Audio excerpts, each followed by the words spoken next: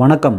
வீட்டிலேயே சுத்தமான ஆரோக்கியமான எண்ணெய் தயாரிக்கும் இயந்திரம், அதை எப்படி ஆப்ரேட் செய்கிறோம் அப்படின்னு உங்களுக்கு நான் இப்போ விளக்குறேன். முதல்ல இந்த ஸ்க்ரூ ராடை எடுக்கணும், அதை இப்படி இன்சர்ட் பண்ணணும். அப்புறம் இந்த பேரல் இதை எடுத்து அதுக்கப்புறம் இதில் இன்சர்ட் பண்ணணும். இதுக்கு பேர் லாக். இதை எடுத்து சைடில் இப்படி இன்சர்ட் பண்ணணும். அப்புறம் மேலே இந்த ஃபீடரை மேலே வச்சிடணும்.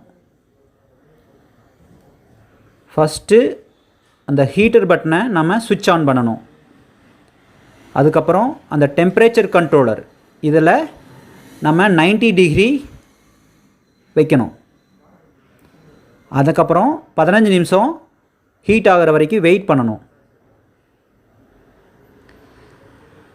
இப்போ ஹீட் ஆனதுக்கப்புறம் இந்த மோட்டர் ஸ்க்யூசிங் பட்டன் அதை நாம் ஆன் பண்ணணும்.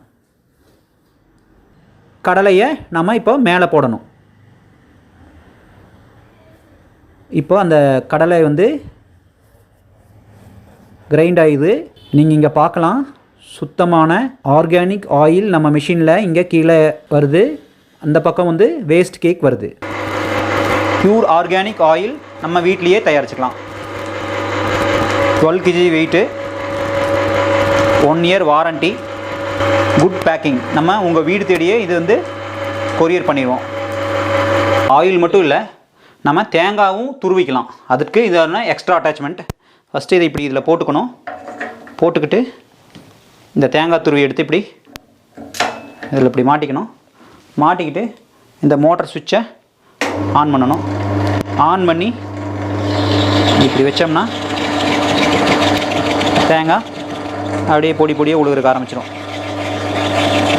ஃபஸ்ட்டு நம்ம இந்த மோட்டர் சுவிட்சை ஆஃப் பண்ணுறோம்.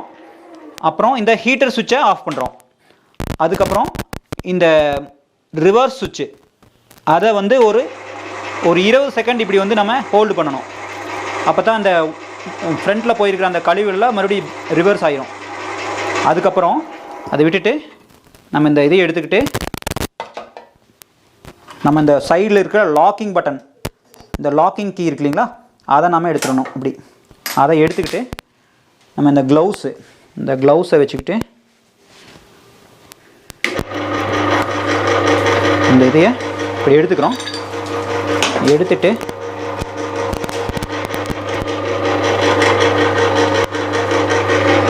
எடுத்துக்கிட்டு இந்த ப்ரஷ் வச்சு